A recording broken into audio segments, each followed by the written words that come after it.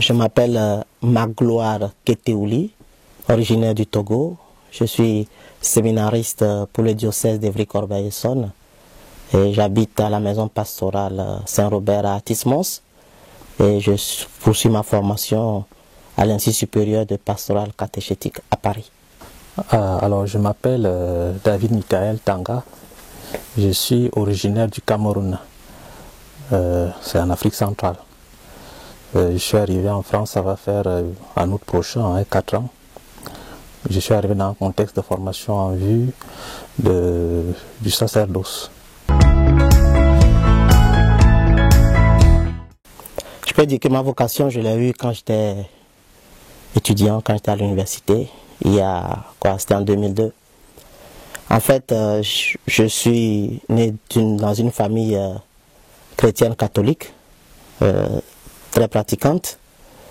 J'ai été baptisé bébé, comme le reste de mes frères et sœurs. Et mes parents ont voulu très tôt que j'intègre le groupe des servants d'hôtel. Donc j'ai intégré le groupe des servants d'hôtel. Et plus tard, vers l'âge de 18 ans, ça ne m'intéressait plus trop vraiment. Et puis j'ai quitté le groupe. Et donc en 2002, un ami est venu me parler de la GEC, la jeunesse étudiante catholique. Comme j'avais plus envie d'intégrer un groupe, j'ai décliné l'offre. Et il m'a pris un peu par les bons sentiments. Comme beaucoup d'étudiants à l'époque, j'aimais beaucoup faire la fête. Et donc il m'a pris par les bons sentiments et il y avait une fête qui était organisée à la plage avec les gessistes. C'est comme ça que j'ai découvert la GEC. Et j'y suis allé et j'y suis resté. Et tout est allé vite en fait. L'année qui a suivi, donc en 2003, j'ai intégré le groupe de la GEC à l'aumônerie universitaire. Et après, j'ai repris, je me suis beaucoup investi dans les activités à l'aumônerie, à la GEC, au groupe des servants d'hôtel de l'aumônerie universitaire, aux différents camps qui étaient organisés par les frères de Saint-Jean qui s'occupaient de l'aumônerie universitaire. Et plus tard, enfin, je sentais de plus en plus en moi quelque chose qui m'attirait vers la vie des frères de Saint-Jean. Les frères de Saint-Jean, ils sont plus connus sous le nom de Petit Gris ici en France. Et je m'y sentais bien. C'est-à-dire que, au-delà du plaisir, il y avait une réelle joie de partager cette vie, cette recherche de vérité avec eux. Ces moments à l'aumônerie, ces camps, ces temps de prière, ces temps de recherche philosophique. Donc voilà. Et de plus en plus, il y avait comme quelque chose qui m'attirait. J'ai jamais fait de groupe vocationnel. Et donc l'année qui a suivi, en 2004, quand j'ai fini mes études, bon, l'appel était tellement fort, j'allais dire, que voilà, j'ai voulu donner ma vie à Dieu. Et de 2004 à 2015, j'ai été parmi les frères de Saint-Jean. Et voulant aller jusqu'au bout de l'aspiration que j'avais à servir le Seigneur et ayant une visée plus missionnaire et que j'étais en France, c'est comme ça que j'ai frappé à la porte du diocèse d'Evry. Et depuis juillet 2015, je suis dans le diocèse où je poursuis ce désir de servir l'Église et servir mes frères et sœurs. L'histoire de ma vocation, en gros, quand j'y pense, c'est un peu comme l'histoire d'un couple, c'est comme l'histoire d'une vie amoureuse. On ne sait pas comment ça commence et parfois on se dit, on a tendance quand on y pense à se dire que c'est peut-être fou. Ma vocation est née des mains de ma maman en fait. Parce que tout jeune, il est peut-être bien de préciser que je suis dans une fratrie de 9 enfants. Donc tout jeune déjà, je suis le deuxième des garçons, parce que ma mère n'a eu que 2 garçons, avec mon papa justement. Et je suis le 7e des 9. Et j'ai tendance à assimiler ma vocation un peu à l'appel du petit Samuel. dans l'Ancien Testament, le premier livre de Samuel. Sa maman qui voulait à tout prix avoir un enfant qu'elle a voulu remettre à Dieu. Donc je suis un peu le genre d'enfant dont le parent a voulu faire don à Dieu. Et ma maman n'a pas hésité déjà très tôt, à mon bas âge, j'étais encore dans mes études primaires, à me courtiser un peu dans cette direction-là. Et vous imaginez un petit enfant qui est au CM1, CM2, peut-être mieux encore un peu plus tôt, il ne voit pas trop les enjeux. Il le fait tout simplement pour faire plaisir à maman, parce que bon, un petit garçon, ça a généralement aussi une affinité particulière avec sa maman. Donc c'est comme ça que je suis inscrit dans des études secondaires, dans un établissement qui forme spécialement avec une orientation en vue du sacerdoce. Ça s'appelle chez nous un petit séminaire. Donc c'est là que j'ai fait mes études secondaires. Et le temps de mes études secondaires, donc j'ai la possibilité de mûrir donc ce choix dont vous me faites prendre conscience, ma maman. Et ce qui est important de voir aussi, c'est le mystère qui se trouve dans la chose. C'est-à-dire, on évolue un peu comme dans un clair-obscur. Il y a des moments où on est convaincu que c'est ce qu'il faut pour nous. À un autre moment, on se dit non, peut-être pas. On n'est pas fait pour. Et dans mon contexte, ceci a été peut-être aidé par le fait que mon papa et ma maman ne s'entendaient pas forcément sur la question. Ma maman le voulait vraiment, elle était à fond comme on dit. Et mon papa voyait que j'étais trop intelligent pour faire le prêtre. Ça allait être du gâchis, quoi. Et il voyait en moi un très bon administrateur, un homme politique, sinon un homme d'affaires, un économiste. Il se disait, mais pourquoi il va devenir prêtre? Et il y a donc eu une guerre, parfois même un peu ouverte entre mes parents sur cette question. Ce qui a forcément eu des impacts sur moi. Mon papa a une certaine autorité, un certain charisme. Ça a eu de l'impact sur moi. Et en gros, après mes études secondaires, après mon baccalauréat, j'ai décidé d'aller faire des études profanes. Je me suis inscrit en géographie et j'avais déjà là un projet de faire soit une carrière de fonctionnaire international, ce genre de choses. Je voulais me spécialiser en démographie. Donc je me suis mis en géographie et j'ai fait 3 ans d'études de géographie. Mais pendant que je fais dans ces études-là, j'ai le temps de mûrir et de m'approprier moi-même la décision. Parce que, vous imaginez bien, à cet âge-là, on vit un peu par procuration et on décide aussi par procuration. J'ai décidé en faveur des humeurs de mes parents. Mais le temps de mes études de géographie, j'ai peut-être aussi eu l'avantage, il faut peut-être le dire, je ne sais pas s'il faut dire que c'est un avantage, d'avoir connu un prêtre qui était un ami, en fait, et qui me suivait. Et au temps d'une conversation qui profitait pour me dire, dis donc, je vois en toi un bon prêtre. Hein. Et même parmi mes camarades à l'université, certains de temps en temps me disaient, dis donc, tu fais quand même un peu prêtre hein, sur certaines questions. Et ça ne me laissait pas indifférent, ça m'interrogeait tout ça. Voilà qu'au terme de mes 3 ans d'études de géographie, je me décide de voir un peu la question un peu de près. Et je change les filières et je m'inscris en philosophie pour essayer d'étudier un peu la question de près. Et il y a eu donc ce changement de cap et mon papa n'a pas compris pourquoi. Et lui et moi, on a dû s'affronter sur la question, il n'était pas d'accord, il me demandait ce que j'allais faire en philosophie alors que j'étais bien embarqué en géographie et qu'il y avait des perspectives qui se présentaient. Mais finalement, je crois que c'est à partir de ce moment que j'ai commencé à prendre moi-même à bras le corps la décision, à m'approprier la décision.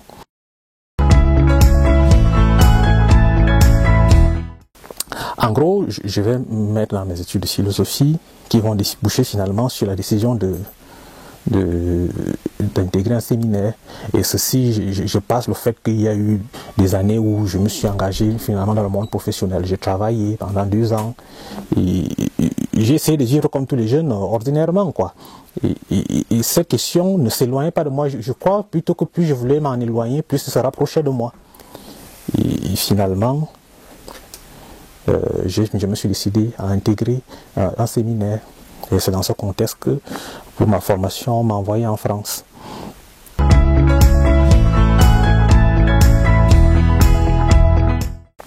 Et il est important de noter quand même que c'est une démarche qui n'est pas simple. Hein. À chaque fois, quand on s'en éloigne, ça se rapproche de nous. Et quand on se rapproche, on a plutôt l'impression que c'est elle qui veut s'éloigner de nous. C'est-à-dire qu'une fois que j'étais rentré au séminaire, il m'arrivait de me demander, mais qu'est-ce que je fais ici en fait? Est-ce que je suis sûr que je suis normal? Est-ce que je me rends compte que je n'aurai pas une femme, je n'aurai pas d'enfant? Et que je ne poursuis pas un gain de ma vie, c'est-à-dire que je ne cherche pas à gagner ma vie. Je n'aspire pas, par exemple, à être riche comme d'autres bonnes personnes. Est-ce que je me rends compte que je m'engage dans un système de vie qui sera un peu, diraient les gens aujourd'hui, un peu hors norme, hors série. C'est des questions qui ne laissent pas indifférents. On se rend compte de plus en plus que, comme dit l'Évangile, on est dans le monde mais sans être du monde. Ça donne un sentiment de déconnexion. C'est des questions qui nous reviennent tout le temps et qui ne nous échappent pas. Cependant, au fond, il y a de la joie dans ce qu'on fait. On découvre beaucoup de joie, beaucoup de bien-être. Et je crois que c'est ce qui reste de toutes les interrogations que j'ai quand elles m'arrivent, que chaque fois qu'il me faut réfléchir sur la question, surtout le facteur aggravant qui est le mien aujourd'hui, d'être dans un contexte de quelqu'un qui est dans un pays qui n'est pas le mien, d'étranger. Je suis loin des miens. C'est un contexte peut-être aussi aggravant. Mais la rencontre des personnes, aussi diverses, aussi différentes qu'elles soient, la facilité à se faire des amis, la facilité à rencontrer des personnes, la vie même au quotidien de ce que cela représente, procure beaucoup de joie et beaucoup de bien-être. Et je crois que, au fond, le bonheur, si il fallait le définir, c'est la quête du bien-être. Et quand on est bien dans quelque chose, on ne voudrait pas le quitter. Et c'est déjà primordial, ce n'est pas l'essentiel, mais c'est déjà primordial, c'est la base. À côté de ça, il y a la vie de prière qui nous instruit et qui nous formate et qui nous soutient. Et qui est quelque chose de très important qui manque de plus en plus dans le monde dans lequel nous sommes aujourd'hui. À oser le courage de proposer la différence. C'est ça qui nous donne la force et qui nous tient. Et ce n'est pas de notre propre force que nous tenons, mais je crois qu'il y a comme une force invisible qui nous tient. Et en gros, si je pouvais présenter ma vocation, elle tient un peu à tout ça, des zones d'éclaircissement et des zones d'ombre. Évoluer et je me disais au début que c'était peut-être lié au fait que j'étais encore novice, je venais d'entrer dans la vie, dans la décision, et puis ça allait se clarifier avec le temps. Mais non, je me rends compte que plus j'évolue, plus ces certitudes-là demeurent quoi. Et on dirait qu'elles ne bougent pas beaucoup. Et ça amène quand même à réfléchir. Mais en même temps, on se rend compte qu'on évolue quand même, on continue de faire la marche, poussé par une certaine force, une certaine énergie. Je ne saurais comment le dire, mais je sais que la prière y est pour beaucoup. La prière nous porte beaucoup dans ce choix-là. Et que, Dieu merci, les gens qui sont autour de nous nous encouragent et nous soutiennent et nous donnent l'envie d'y croire. Et en gros, ma vocation, voilà comment je pourrais la présenter, une vocation qui tient dans une forme de mystère.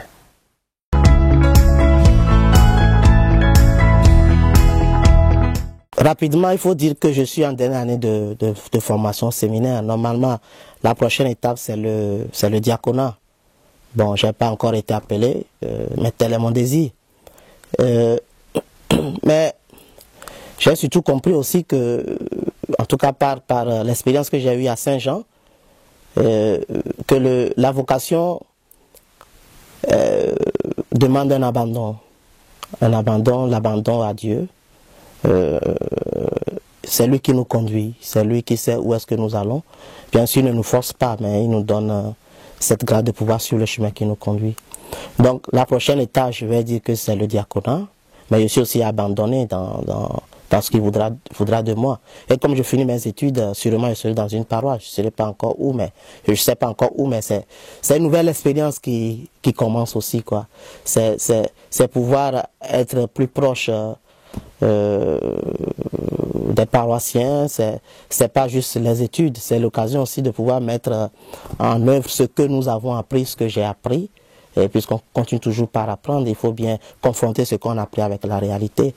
Donc la prochaine étape, c'est le diaconat. La prochaine étape sera l'apostolat, j'allais dire à haute dose. L'apostolat à fond. La prochaine étape, c'est vivre avec ceux vers qui je serai envoyé. Même si chaque week-end, Monseigneur a voulu que nous soyons en insertion pastorale dans une paroisse. Donc, du coup, on le vit déjà un peu, mais là, on sera vraiment plein dedans. Voilà.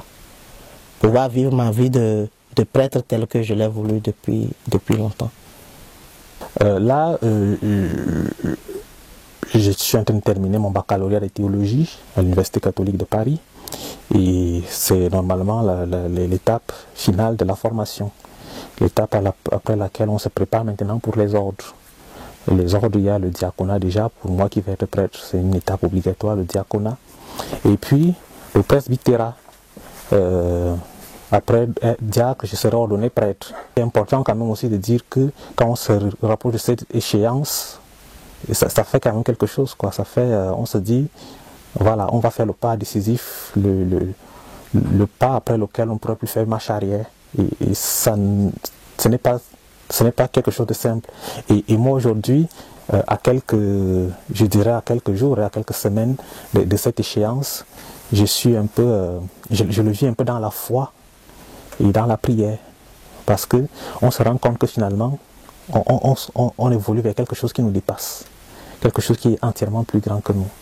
Dire qu'on est prêtre et que pendant qu'on célèbre la messe, on la célèbre en lieu et place du Christ lui-même, prêtre. C'est quelque chose qui me dépasse, quoi. Et je me demande si moi, la pauvre personne que je suis, elle puisse être digne de le faire. Et puis avec tout ce que ça comporte comme exigence. Voilà, je suis tout simplement dans l'admiration. Voilà.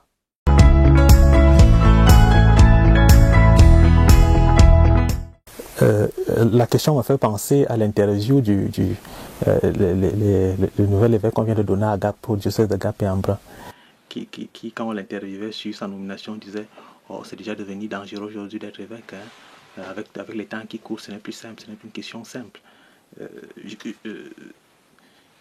Ce qu'il dit est une chose, mais en même temps,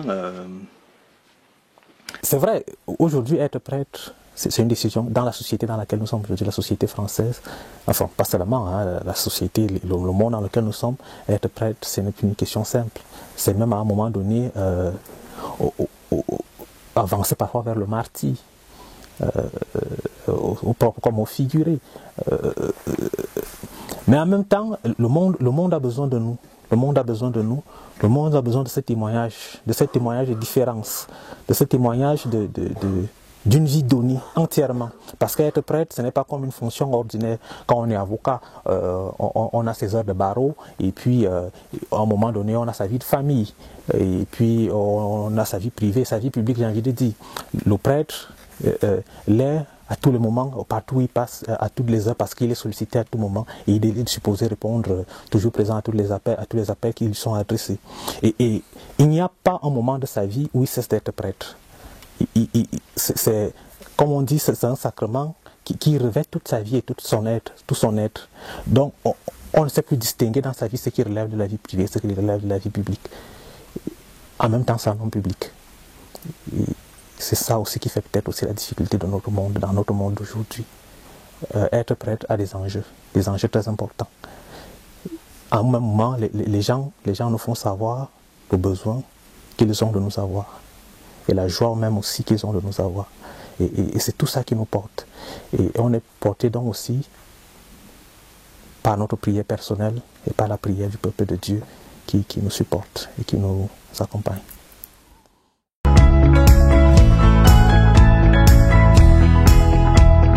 Je vais dire que le Seigneur n'a pas de... Comment il va dire? Il appelle à son bonheur. Il appelle chacun comme il le sent. Chacun peut répondre comme il le sent. J'ai comme l'impression, en tout cas ce que je remarque, peut-être que ce n'est pas absolu, mais ce que je remarque c'est que nous vivons des moments où il y a une crise d'engagement. Une crise d'engagement au sein du mariage, une crise d'engagement au sein de la société. Je veux parler d'engagement durable, d'amitié avec quelqu'un. Nous sommes un peu dans ce que nous appelons la génération du zapping. Et c'est pas évident de pouvoir s'engager. Et donc, de ce que j'entends des fois de la part de certaines personnes, s'engager dans une vie de vocation de prêtre, c'est un peu triste, quoi. Surtout quand on est jeune, on peut pas faire la fête, on n'est pas libre de ses mouvements. Pour le moment, on est jeune, quoi. Profitons de la vie. Je crois que oui, quand on est jeune, il faut profiter de la vie, mais il faut le profiter aussi à bon escient. Je ne vais pas dire que la vocation du prêtre, c'est la meilleure vocation, mais puisque la vocation du mariage est une très très belle vocation aussi. Mais j'invite les jeunes particulièrement à ne pas avoir peur. Parce que moi, j'ai vécu, comment je vais dire, dans l'histoire de ma vocation, ça n'a pas été toujours facile, comme rien n'est facile dans la vie. Mais j'ai reçu beaucoup, j'ai beaucoup reçu, j'ai vécu des moments de joie et de fête, j'ai appris à fêter autrement, vous voyez. Je disais tout à l'heure que quand j'étais étudiant, je fêtais beaucoup. Je suis un homme de joie, mais j'ai appris à canaliser ma joie autrement, à le vivre autrement. Donc, c'est pas une vie triste, la vocation à servir le Christ. Et j'ai quitté mon pays, j'ai quitté ma famille, j'ai quitté mes amis, mais j'en ai reçu plein d'autres de diverses nationalités. Et cela fait ma joie. J'ai eu à des moments certains qui ne me connaissaient pas, qui m'ont soutenu.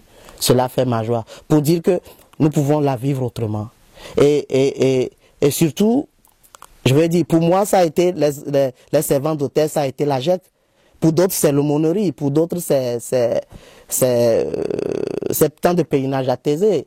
Pour d'autres, c'est cette expérience d'église. Pour d'autres, ce sont les JMJ. Je veux dire, le Seigneur nous appelle.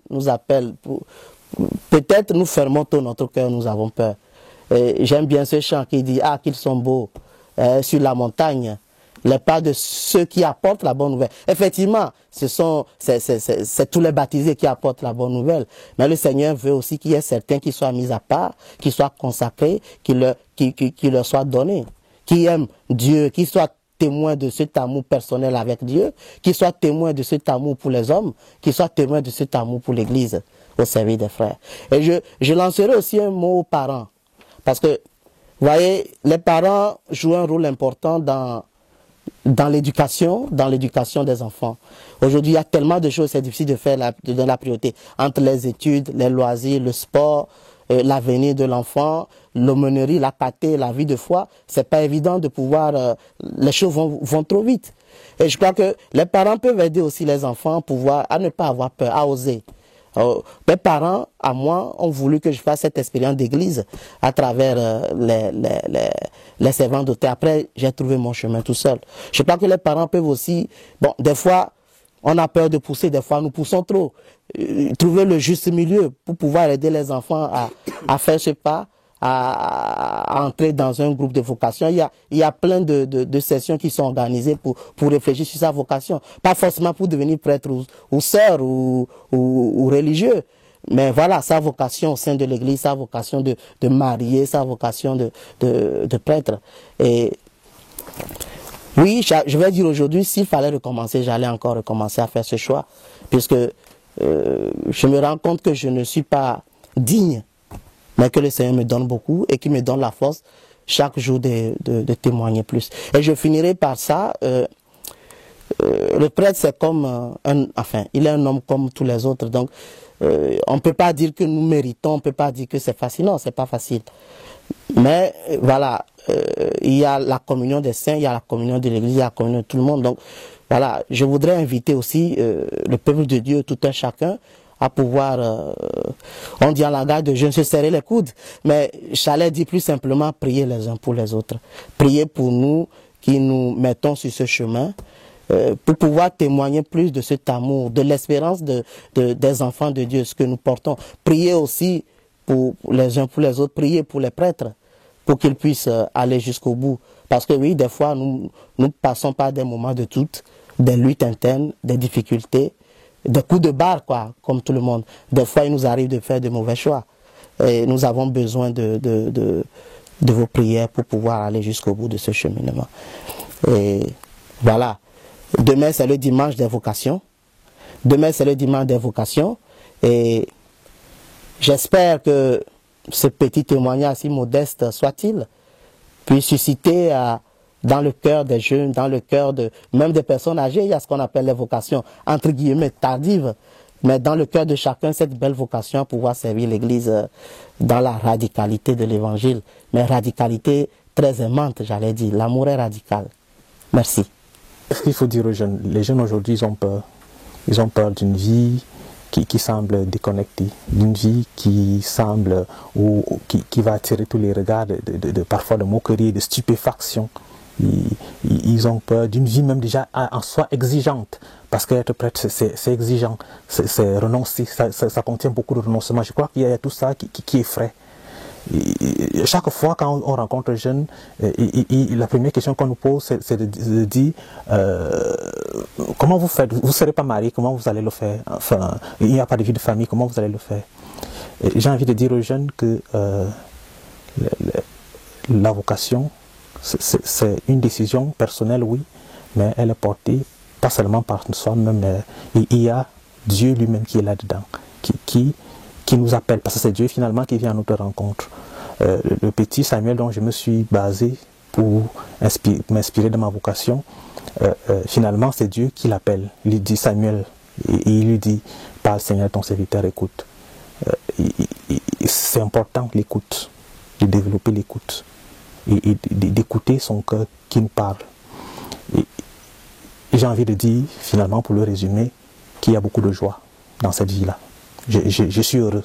Et je crois que les jeunes ont peur parce qu'ils se disent qu'ils n'auront pas, ils perdront leur vie, ils n'auront pas de joie. Moi, je suis heureux dans ce choix de vie que je fais. Et quand je m'y engage, c'est plus par rapport, c'est aussi par rapport à cette joie que j'ai de le vivre. Et plus parce que je sais que comme le dit l'Évangile, celui qui perd sa vie, il a fini par la gagner. Voilà.